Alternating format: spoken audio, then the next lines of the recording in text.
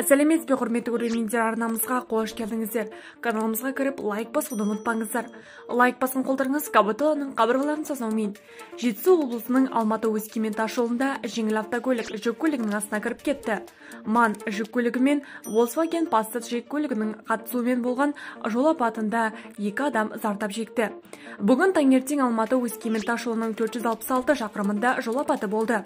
Болжам бойынша 42 жастағы неміс шетел көлігінің жүргізушісі зорығып рөлде ұйықтап кетуінің салдарынан қарама-қарсы жол жиегінде тұрған жүк көлігінің астына кіріп кеткен.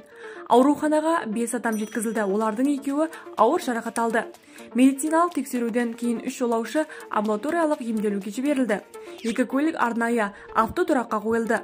Сотқа дейінгі тергеу амалдары басталды.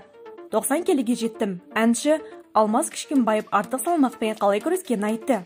Отандық әнші Алмаз Кішкенбаев артық салмақ қосқан уақытта бірнеше түсірілімнен бас тартқанын ашық айтты.